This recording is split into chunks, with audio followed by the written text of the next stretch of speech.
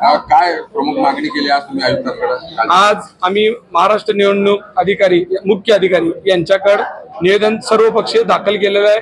त्यासाठी असीमजी सरवदे यांच्या माध्यमातून आम्ही ते पत्र जे दिलेलं आहे त्याची कॉपी देण्याकरता इथं आलो होतो।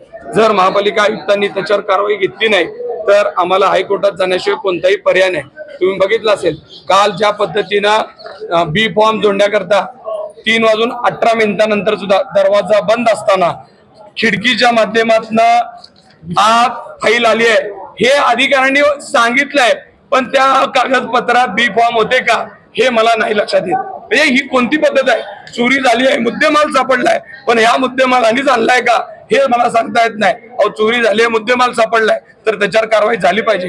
हे सोलापूर महानगरपालिकेचं इलेक्शन जे चाललंय मला वाटतंय लोकशाहीचा गळा दाबूनच टाकायचा आहे आणि भारतीय जनता पार्टीचे जे काही लोक आहेत आमदार असतील यांच्या प्रेशरनी पालकमंत्र्यांना माझा विनंती आहे की सोलापूरचा बिहार करू नका, महाराष्ट्राचा बिहार करू नका आणि सोलापूरचा अनगर शहराला करू नका।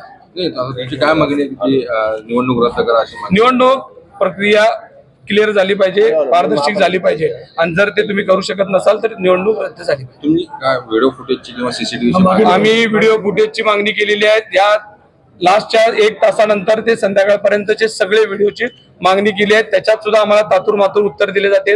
आता जर नामनिर्देशन पत्र मंजूर झाले सगळ्यांचे तर त्या मागणीला अर्थ तर काय राहणार आहे? सगळं दाखल करायचं हायकोर्टामध्ये, सगळी प्रोसेस तुम्हाला माहित आहे की गुंडाळून ठेवण्याचं काम सुरू झालेलं आहे। थँक्यू।